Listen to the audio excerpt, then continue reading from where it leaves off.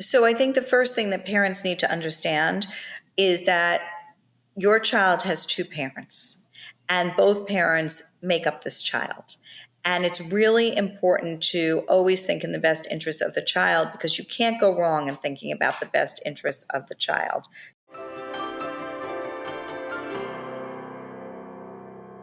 One of the most overwhelming aspects that comes with separation or divorce for parents is the legal piece of the process, figuring out your rights, your options, and how to protect your children's well-being through it all. And the truth is, there isn't a one-size-fits-all approach, but there are systems of support available, and today's guest is here to walk us through them. Joining me today is Lisa Zeiderman. Lisa Zeiderman is managing partner at Miller Zeiderman LLP based in New York. A matrimonial attorney, CFL, and certified divorce financial analyst, she regularly handles complex financial and custody divorce matters. In addition to authoring a well-read blog on Psychology Today called Legal Matters: Understanding Mental Health Issues as They Apply to Divorce and Child Custody, Ms. Zeiderman is regularly published in Financial Advisor magazine, the New York Law Journal, and by the Forbes Business Council. In our conversation, we talk about the different legal paths available to families, what it means to have a court-appointed advocate, the realities of custody decisions, and what helps support the best interests of your children. So whether you're at the beginning stages of considering a separation, or you're deep in the process and looking for guidance, this episode will help you better understand your options and feel more confident and empowered as you move through this big transition. Hi, I'm Dr. Sarah Bren, a clinical psychologist and mom of two. In this podcast, I've taken all of my clinical experience, current research on brain science and child psychology, and the insights I've gained on my own parenting journey, and distilled everything down into easy to understand and actionable parenting insights, so you can tune out the noise and tune into your own authentic parenting voice with confidence and calm. This is Securely Attached. Lisa Zeiderman, welcome to the podcast. So nice to be here. Thank you so much for having me. I'm really looking forward to this conversation. It's an important one. So you are a matrimonial and family law attorney. And I imagine in that role, there are many hats that you may wear. Can you help families who are perhaps considering divorce, in the middle of divorce, coming off of the wave of a divorce? Can you help them understand a little bit about what you do and the different types of roles someone might seek out, like litigation versus mediation and all that sort of support systems, that the pathways people can take?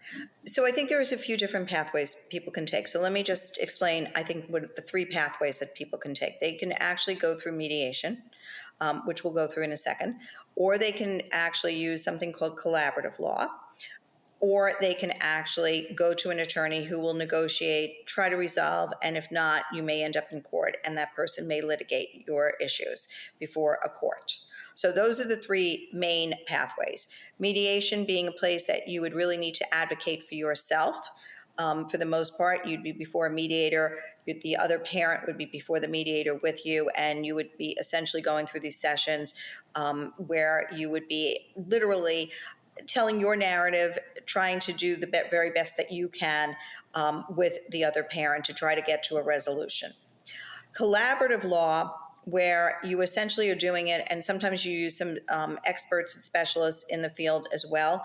But when you go into collaborative, you have signed on not to litigate. You will be using attorneys, but if those attorneys are not able to resolve your case in collaborative law, then you need to actually move on to different attorneys. It's the reason I frankly am not a fan of collaborative law, because I think that it's, as an attorney, I learn everything that there is about your case and your kids. And by the time you've gone through the collaborative case, if it's not resolved, all of that knowledge that you've paid, frankly, for me to have would be lost. And then there's the third, which is that, and this is really what we do, we either guide people through mediation. Sometimes we're like, in the background guiding them, and we will review the agreement. Or we work with a client and advocate for that client, try to get to a settlement or a resolution through negotiation. And if we can't do that, then we go to the court. and we ask the court for a certain relief, and we advocate in court at that point. So that doesn't mean, by the way, you can't reach a resolution. At some point you might reach a resolution even though you were in court. But if you can't reach a resolution, at the very end there would be a trial, and the court would make a decision as to what would happen with custody.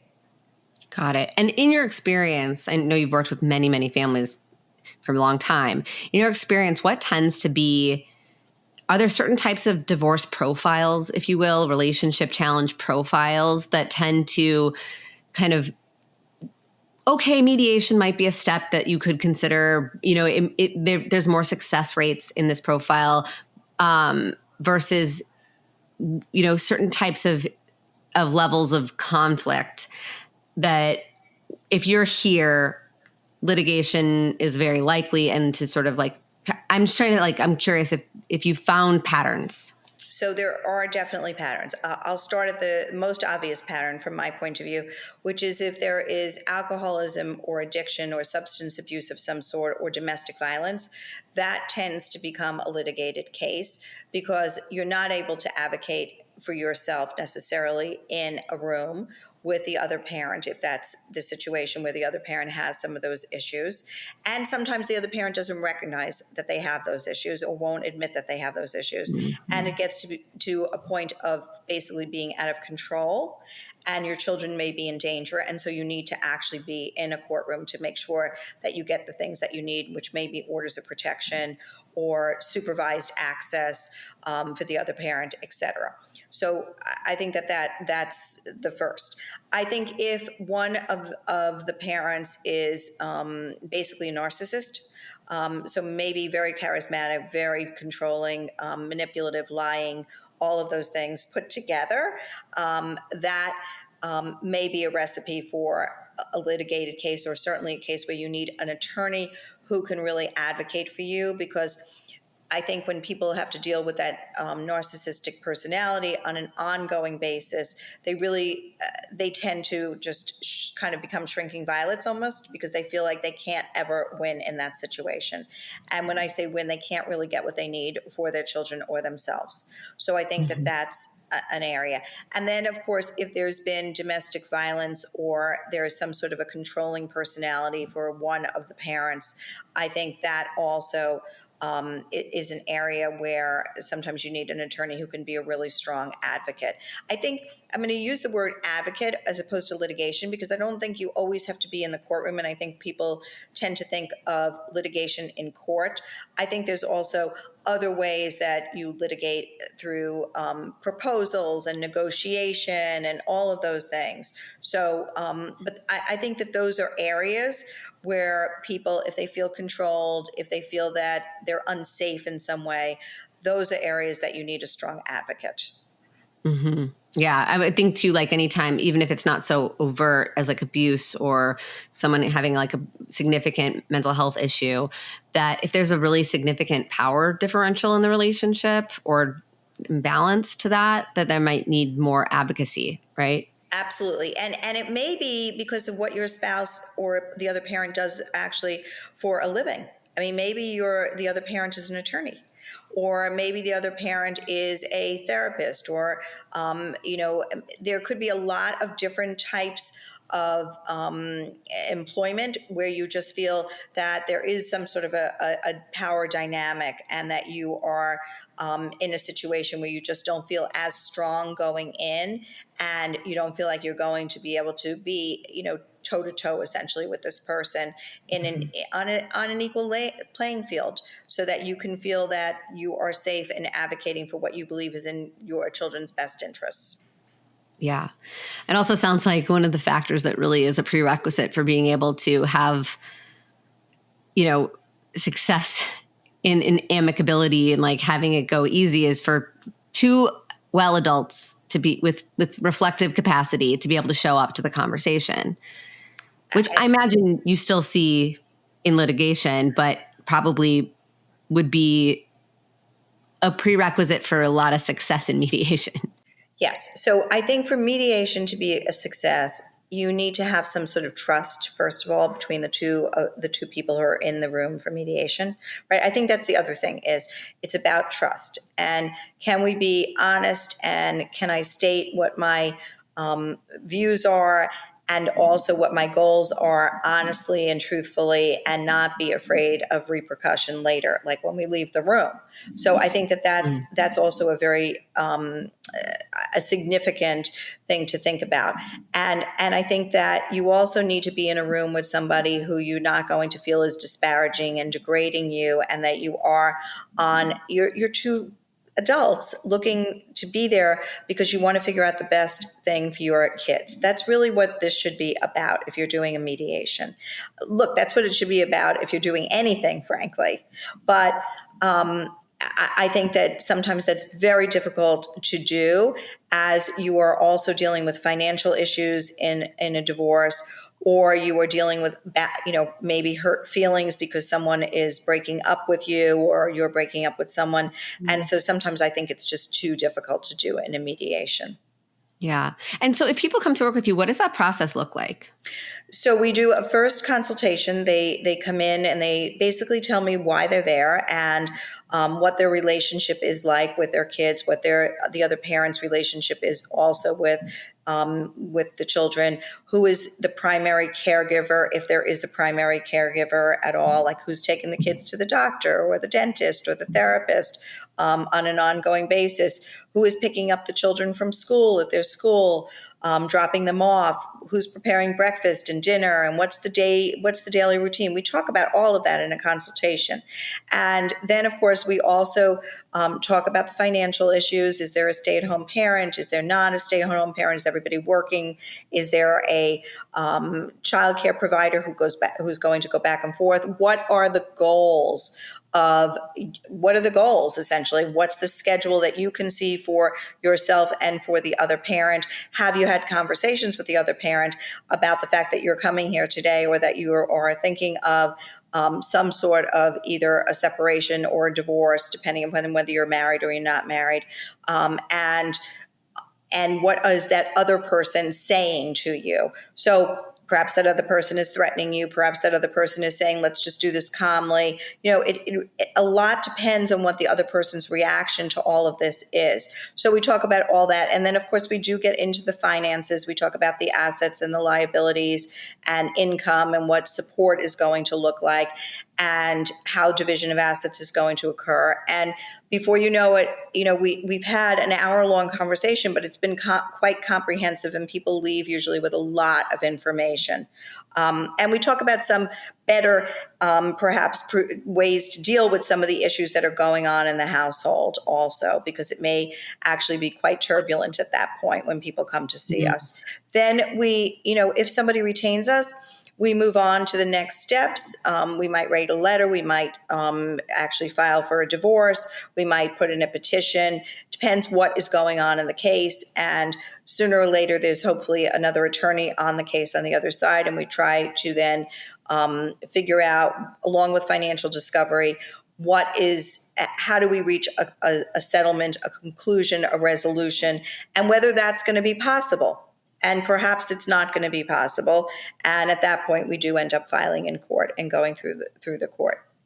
Got it. So if you're looking for the path of mediation, that would be one mediator working with both of the parents, right? That's correct. And then if you're doing collaborative law, well, I'll ask you about that because I don't know the answer to this. But what I meant, but if we were going to go into the path of litigation, you would have, each parent would have their own attorney, and that would be sort of, each attorney would be representing those individual interests of each individual parent and helping coordinate this whole process. That's How correct. about with collaborative law?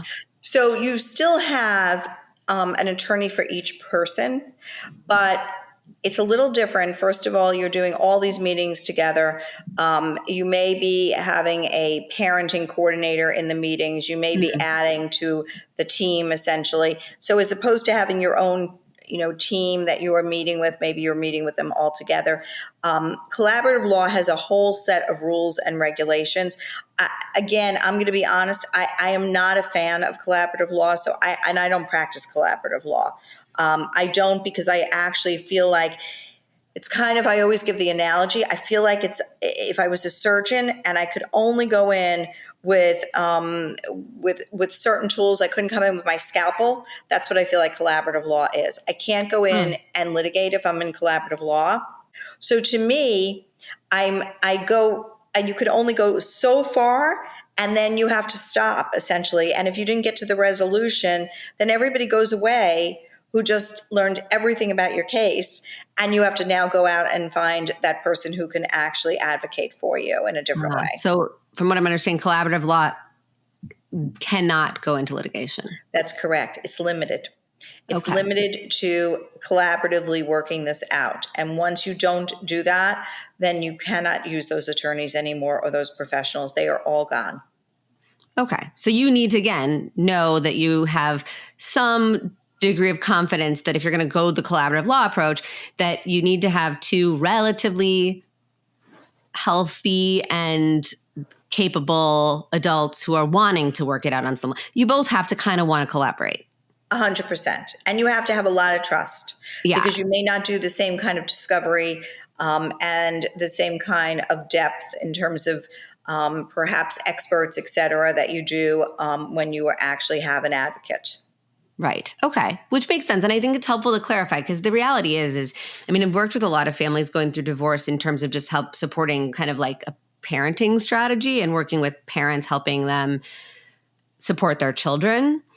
But and frankly, if you're really invested in doing that, chances are you might have a few more psychological resources going into. So I see a lot of families who are able to navigate a divorce process relatively collaboratively, but that also is a self-selecting group that also comes to parenting support and family therapy. And they really are very genuinely 2 feet in on doing this in a really supportive, collaborative way. And there is trust in their relationship, and they do want to co-parent. They just don't want to be married anymore. Exactly. And it sounds like, the reality is a lot of people who get divorced don't have that level of amicability, mutual trust, mutual respect, mutual shared goals or vision for how they want to proceed with raising this family. And so having a space that is really supportive of parents who do not have a fair power differential, or don't feel like they have safe footing in the relationship, or really don't have a sense of trust or safety going into this divorce, that like going straight to the highest level of sort of advocacy and support might be really important.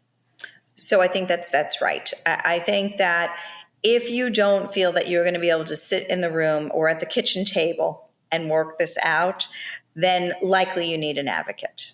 And in your advocacy work, it sounds like there's also there's lots of levels. There's a lot of tiers. That's exactly right. Okay. There are lots of levels. So we don't start off like at the 10, right? At the fire. Okay. We start off at that 1 or 2. And then the question is, what occurs? So, a perfect example, we started off at like a 1 or a 2 a few weeks ago in a case, maybe it's now a month, but the person on the other side decided that they were moving around millions of dollars after we started our case. And money was already disappearing, and we had to rush into court in order to prevent that. Or someone decides that they are no longer going to allow the other parent to have access to a child, and they move out with a child. Okay. Happened in a very recent case. Person moved with the child, like all of a sudden, into another county, 2 hours away. Well, of course, we had to be in court in an immediate moment so that our client had access and our client was able to see the child and all of those things, because according to that other parent, that client wasn't really going to be able to see that child. So there are times when you need an attorney who can move quickly and who can move efficiently and who's going to get you what you need, because you don't want to be prejudiced. If that person didn't come to us and they sat essentially on their hands for 6 months, somebody would say, well, why didn't you do anything? Why didn't you go and make sure that you could actually see your child? Where have you been? Right? I see. And even though it was only 2 weeks, I was already at like, where have you been? So we quickly did, what is called an order to show cause. We got into court. We negotiated an access schedule that was actually an equal access schedule for our client who was a dad in that case. But the reason was that the mom, who was really probably, took care of the child most of the time, she decided essentially to cut the father out. And that's a big no. And so people really need to understand that whole aspect of making sure that you're including both parents. Nobody has a greater right to the child at the very beginning. Yes, which kind of moves us into some custody questions, because I think a lot of people are quite scared, whether you're a mom or a dad. I think if you really are contemplating divorce, I would imagine one of the biggest barriers to really moving forward with that is fears around custody. And we can talk about fears around the impact to the children, because I think that's another very significant, sort of overlapping but distinct, I think, fear. But let's talk a minute about custody and what you have learned in this work in terms of how to best support parents, how to orient them to the best interests of the children. How does it play out? What are fears you see? So I think the first thing that parents need to understand is that your child has two parents, and both parents make up this child. And it's really important to always think in the best interest of the child, because you can't go wrong in thinking about the best interests of the child. You really cannot. Once you're thinking about the best interests of the child, you're doing the right thing at that point. And so I think that word fostering is not a word, that's not Lisa Zeiderman's word. That is a word that is used in the court system, frankly.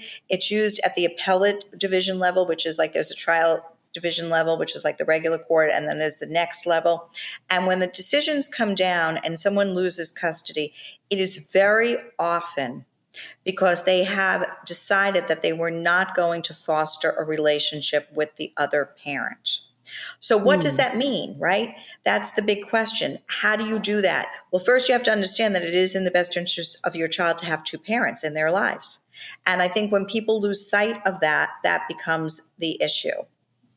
And so making sure, for example, that you include the other parent, making sure the other parent knows when the doctor's appointments are, when the therapist appointments are, when the school conferences are. Sometimes I hear the word, well, I'm not the secretary. Well, no, you're not the secretary, but isn't it better for your child for both parents to be included in these things, right? And making sure that you would include the other parent in the extracurricular activities, and that you get the child ready. If there's access time for the child with the other parent, you get the child ready. You make sure that the child has their favorite things. Don't withhold things so that the child feels uncomfortable going to the access. You want the child to actually want to go to the access, because that shows that you are able to put the child first. It also is good for your child, right? So these are the things. Make sure your child has the stuffed animal that they love. Okay, it's okay to share the stuffed animal back and forth between the two households. And so I think what we see a lot of the time is that somebody is unable to foster this relationship, this disparaging, denigrating. It may be to someone in the child's life. So, for example, sometimes the doctor, for example, the other parent isn't even listed as a parent on the forms for the doctor. Well, how could you do that, right? If the child has two parents, there's two spaces for both parents, and you decided not to list that other parent as if they don't exist. So Are you seeing that happen during the marriage, and then you are potentially risking having a case made against you that you weren't including the parent in the child's life? Or are you seeing that more once there's like a separation period and they're actually kind of in two spaces and they're not including? it's a great question. We see it in both. Okay. And sometimes it just is a continuation, and sometimes worse yet, it's something new.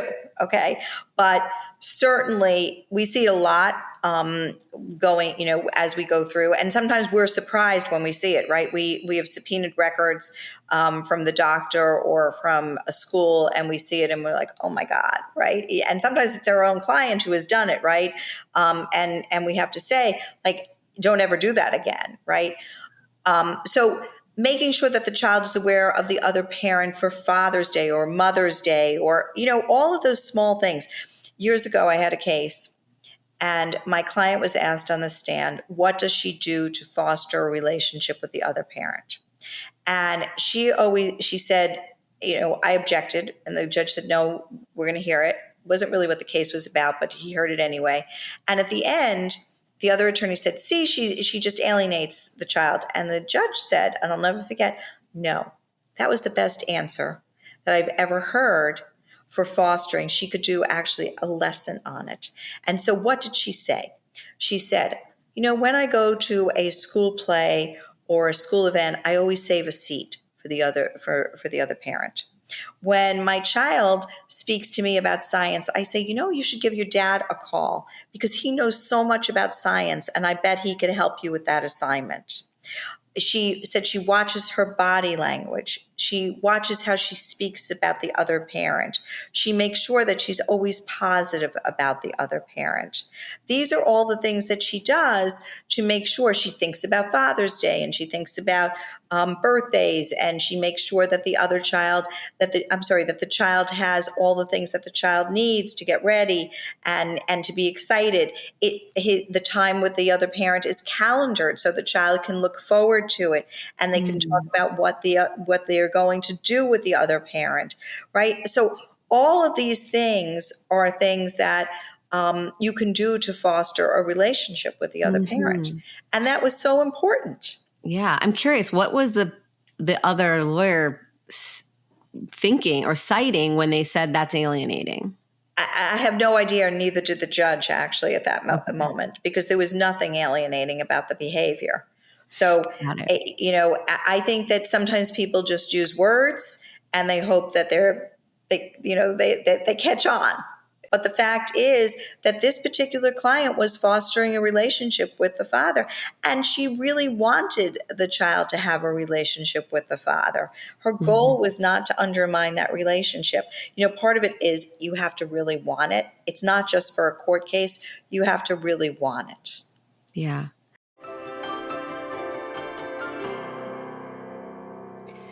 If you're listening to this episode, I imagine there might be a lot on your plate right now.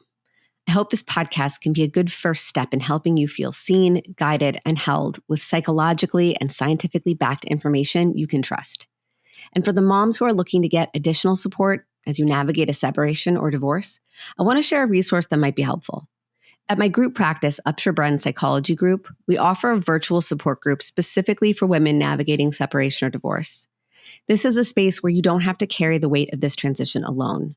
Whether you're still deciding what's next, in the middle of legal proceedings, or working to rebuild your life on the other side, this group is here to offer support, community, and tools to help you feel more grounded and empowered. Led by expert clinicians, the Women's Divorce Group is designed to help you process what you're going through, find clarity around your needs and boundaries, and gain coping strategies for everything from grief and guilt to co-parenting and identity shifts. To learn more about this group, you can visit our website, upsherbren.com, or just go to the episode description wherever you're streaming this show to get links directly to learn more about this group or schedule a free 30-minute consultation so we can help guide you with suggestions for the best support options to meet your unique needs.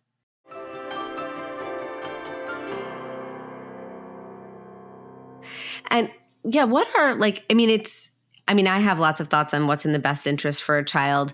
And I know it's tricky because on the one hand, I think we can all agree that it is best for the child to have an opportunity to have a healthy relationship with both parents, point blank. Now, healthy being an operative part of that, right? Because if a parent is unable to nurture a healthy relationship with that child, part of the other parent's thought process needs to be creating some boundaries and protection for that child, But very rarely, and of course there are certain cases where it is truly not safe for that kid to be in contact with that parent, and helping them process that experience, that reality, their grief is the step, right? But that is far and away the exception, not the rule. And I think even if the shape of that relationship is not completely matching for both parents, the parent who may have the healthier relationship with the child, who genuinely does want to create some healthy boundaries between the child and the other parent, it's still important to let that child have a safe and healthy relationship with that parent, because the more attachment figures, the more secure we can allow that child to have a relationship with that parent, the more we can help. That's just good for the kid. And sometimes what's good for the kid might be really, really, really challenging for the parent. And so I want to name that. I want to acknowledge that. But I'm curious what your thoughts are and what you've seen has been helpful when there are really genuinely tricky dynamics in the family where it's a parent isn't just gatekeeping the child, right? They really are ambivalent about how much can this child succeed in a relationship with this parent. So I think there's a couple of things. So let's first start with safety, because I think safety is important. If you feel your child is truly unsafe with the other parent because there's perhaps substance abuse or alcoholism or some sort of violence, then you obviously need to do something, right? Because you can't just let that go on. So I think that is really important. It's not, you can't just, sometimes people come to me and they've taken all these notes over a period of time. And I'm like, what do you think we're going to do with all these notes? What was the point of all these notes? You just sat by as if you were watching theater. This is your child. You needed to do something about it, right? So I think there's that. This is not about building your case. This is about making sure your child is safe. So that, first and foremost, we need to take that and put that aside. The next, is I think that sometimes people feel that they have been the primary caregiver for the children, and that because they have been the primary caregiver for the children, they should continue in that role. And the other parent should rarely be with the children, because that may have been the dynamic, frankly, during the marriage. Perhaps there was a parent who was primarily home, and perhaps there was a parent who was never home because they were working or they were doing something else.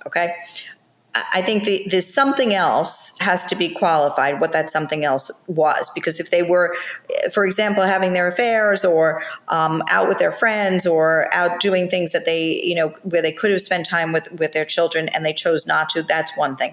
If they were trying to support their family and there was one wage earner, or someone was a much greater wage earner, then that may have been a reason, and they relied on the other person to do the parenting.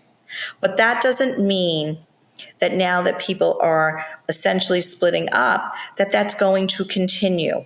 That person is going to build their relationship, and you're going to have your relationship, right? And so there is going to be access for both parents. It may not be equal access, It doesn't have to be equal access. We're not bean counters here, But it certainly, it should be significant time with both parents and substantial time with both parents. And sometimes it may be equal access, by the way. It just depends on the situation. And we look at each situation, as it comes to us. But I think that people get very set in this idea that they can only be in their home, the children can only be in their home, and they can only be under one roof. And that's not a reality in divorce, as you probably know. There is going to be transitions between two homes, because now there are going to be two homes.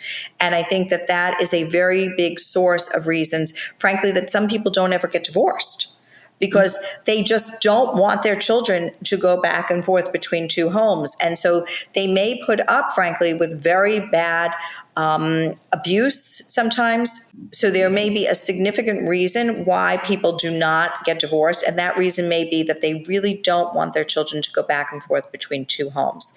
They don't believe that is in the best interest of the children. Look, whether it's in the very best interest, I don't know. That's not my domain, right? That's more your domain, okay? But I will say that so many children do go back and forth between two homes, all right? Mhm.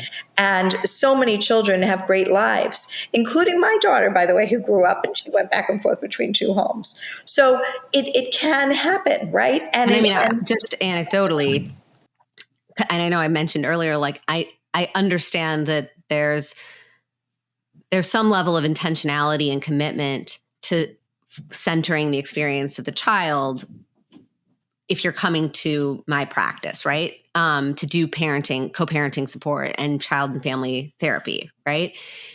But I see all the time, and I say this because I get a lot of parents who are like feeling deeply guilty or have tremendous shame or fear or grief around what their children are going to go through as a result of them divorcing.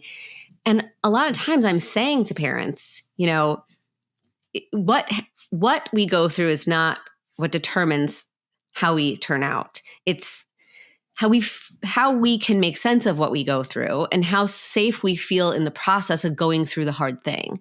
So how not alone we feel, right? In the process of going through the hard things. Kids can handle a lot of adversity. And you look at kids who go through divorce, and there are some that really struggle and there's some that are okay. And what are the kind of seems to be the predictors of being more okay is that they don't feel alone. They have opportunities to make sense of what's going on. Their experience is validated and listened to and held central. And so I think I'm an advocate for family wellness, and sometimes family wellness takes the form of separated families. I really feel very strongly that like families can come in all shapes and sizes, and there's definitely a path towards divorce that can be, I'm not saying it might not be challenging for your kids, but it doesn't have to be traumatizing and it doesn't have to be damaging. And so, because I don't know, I imagine you see this as well, but there's parents can feel tremendous guilt and fear about this. I think that's 100% correct. And what we also find so much of the time is that the children already knew that there was a problem, right? Mm-hmm. The children actually knew that their parents were at some point going to get divorced.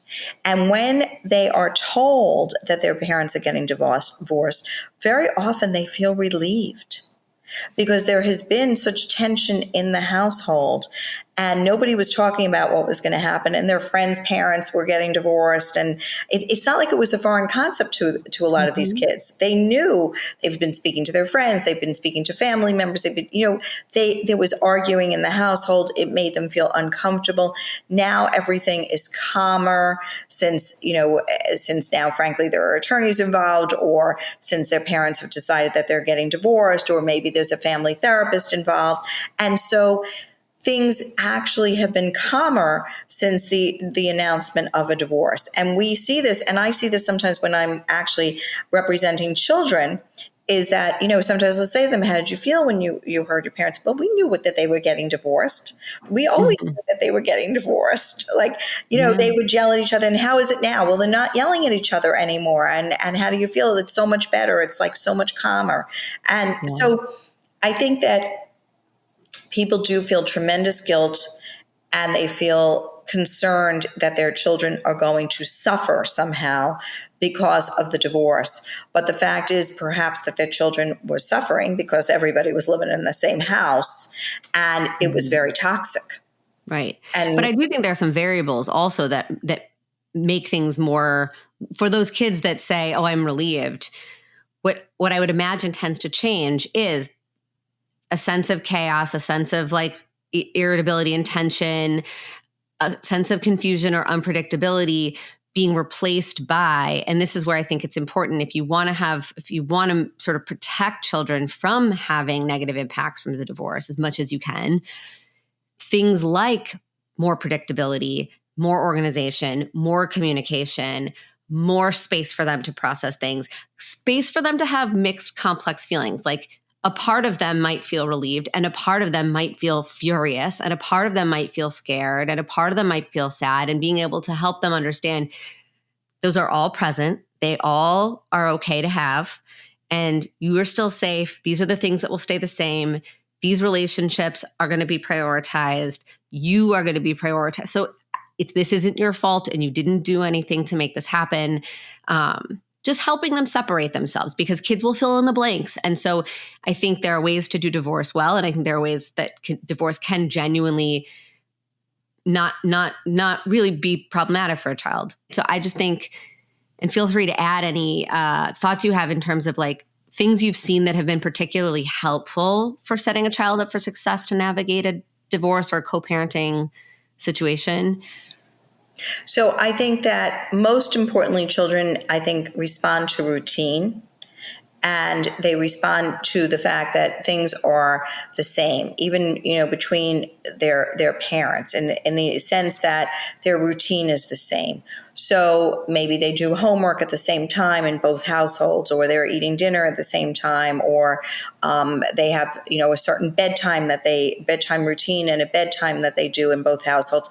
Also, how your parents react when it's time to FaceTime the other parent. Is this smooth sailing, or is this like, oh, this is like you've got to call your mom, or you've got to call your dad, or I'm so sorry you have to do this, or all of those kinds of things. Is this, or instead, your dad really wants to talk to you, tell him all about your day, right?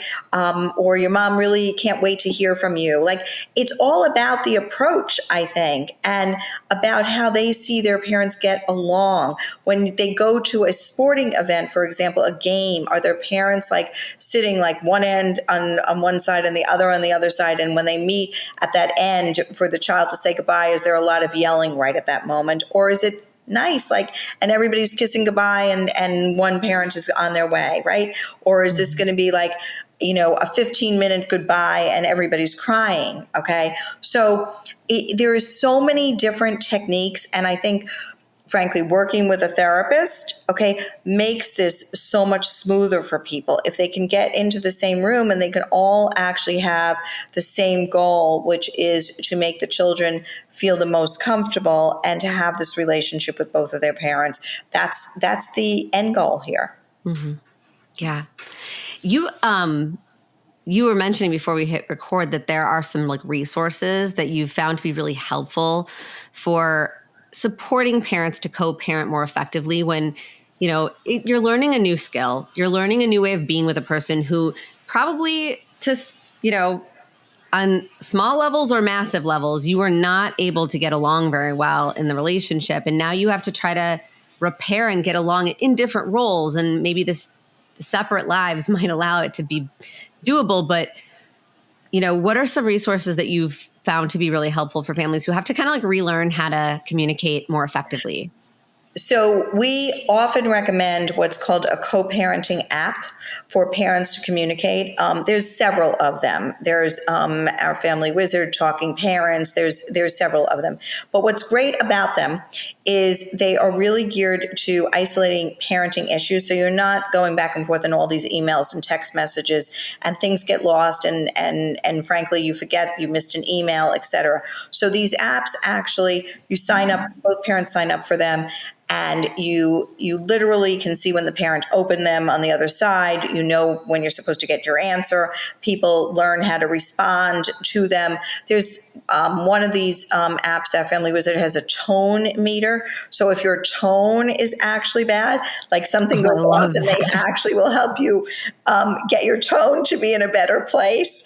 So, I think that those types of apps are great, and people are sometimes resistant to them, frankly, but I think they're great apps to actually be utilizing for co-parenting, and they just keep everything so streamlined and together, and you focused on it as opposed to it's coming into your work email, or it's like all day long and these emails are coming in and you're trying to answer them along with all your other emails. So that is one thing. I would say having some sort of a family therapist is a great thing to have. I think that people need to be able to touch base Lots of times, in our cases, the children are also in therapy, either for a short time or a longer time. They may have been in therapy before they came to us, the children, but a lot of times they need to be able to process the divorce, and they need to be able to process the fact that there are two homes now, et cetera, and this helps to do it. Yeah. And some of the therapists might have parenting sessions that they do with the parents about the children, and that also is very helpful. If things are very difficult, if there's mental health illness, then sometimes a forensic psychologist or psychiatrist or social worker is actually appointed by a court to do an evaluation of the family and to see essentially what is going on in the family, and to actually speak to each person's therapist, some of the collaterals, the schools, the doctors, all of those people, and obviously to meet the parties, and to also meet with the children, and to meet with the children and the parties.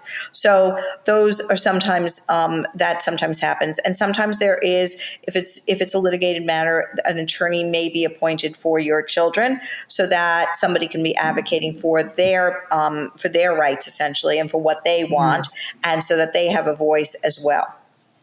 That's very interesting. And I that there can be a child appointed attorney. Yes. What are situations that would like warrant So that? in most custody cases in court, and I'm actually on the panel for appointed attorneys, so I'm often appointed, the children actually get a voice. And so when they're very young, there may be a guardian ad litem appointed, where they actually substitute their judgment in place of what the children might want, because the children don't yet really have a voice. And so they will go in and kind of like, after they've spoken to the doctors and pediatrician and schools and daycares and all that, and give the judge their view. Judge does not have to follow their view. It's another voice in the courtroom. Sometimes the children are of an age where maybe they're, 7, 8, 10, 15, 17, because 18 custody ends, remember. But all of those ages that I just mentioned, where they have real desires and very good, cogent reasons for this, and they meet with their attorney, and their attorney will go into court and actually express their views. There's confidentiality between the children and their attorney, so to the degree that they want their views expressed, they will be, and to the degree that they don't, the attorney is very careful to do that. And then sometimes at the end of a very litigated case where there's been a trial, a judge will actually hold what's called an in camera, where the judge meets with the attorney for the children and the children, and actually speaks to the children directly. It's behind closed doors. The parents never hear or see what the children have said. It is recorded by a court reporter. It is never given to the parents. It goes, if there's an appellate, if there's a court appeal, there's an appeal, then it could go to the appellate division. But that would be the only other people that would see it besides the judge. So these are all different avenues. And by the way, people shouldn't get scared if their children actually are appointed an attorney. It's okay. A lot of times they actually like to have a voice. They want to have a voice, and they want to speak to this person. Yeah. Yeah. And I think it helps them, again, talking about what's going to set a kid up for success, going through something challenging and being able to feel as though you have a voice and your voice is honored and considered. That agency helps with the coping, I think. Yes. Yes. When we feel like we have agency, rather than feeling like we are, being done to, especially for teenagers, like I think all kids very much, but I think it becomes exceptionally acute in adolescence. That like when our sense of agency is fostered, is honored, doesn't mean we always get what we want. It just means we feel heard, right? 100%. And if we are going to face something that we have feelings about, even if it isn't what we wanted, knowing that we had some say and that our voice was heard helps us cope with the adversity part much, much better. And I imagine even if your child doesn't have a court-appointed attorney, that there are ways to invite them into having a voice. I mean, that's a big part of what a family therapy would be. Yes. Yes, that is true, and I will say it's funny. So one judge has always said this is always his line about it. They have a voice, but not a vote. So at the end of the day, okay, their voice will have been heard, but the judge is going to decide, or their parents are going to decide, right, what is going to be best for them. But they had a voice and they had an opportunity to be heard, and that was very important to them. Yeah. Yeah. I think that's so important. Ah, well, you do some incredibly complicated and difficult work. Yes, we have quite the day. I will say that. Yeah. Well, I'm glad that you took the time to speak with us. I think it's really helpful for parents to get a sense of what this really looks like and the different just different things to think about. And obviously, we're probably just scratching the surface. And if people are interested in learning more about just resources to become more kind of feel more educated about what their options are, but also if they want to work with you, I know you have a ton of resources, you have a website. What can we connect people to you with? So they can go to my blog. That is the place where I have most of my resources, and that's the place where they can also, there's a contact sheet and they can go through that. It's lisazeiderman.com. And so it's LISAZEIDERMAN.com. Or they can email me at lz@mzw-law.com. And the blog has a lot of resources, podcasts, newspaper articles that I've written, some videos, etc.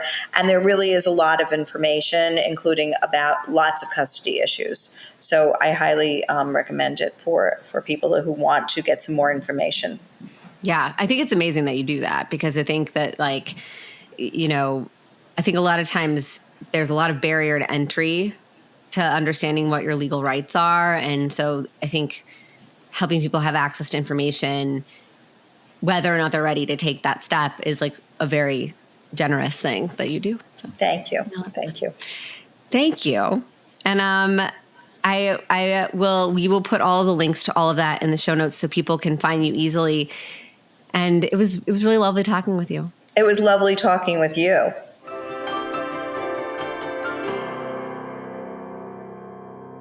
Thanks so much for listening to Securely Attached. If this podcast has helped you feel more grounded or supported in your parenting journey, there's something really simple you can do that makes a huge difference for me as I put this show together for you each week. And that's hitting follow wherever you're streaming this episode. Following the show, or even leaving a quick review, helps tell the algorithm that this podcast is valuable and gets the show into the ears of more parents just like you. So if you're willing to take that extra moment, whether it's following on your favorite platform or being an overachiever and following us on all of them, or leaving a short review, I just want you to know it means so much to me. I'm so grateful you're here. Thank you for being part of this community. And don't be a stranger.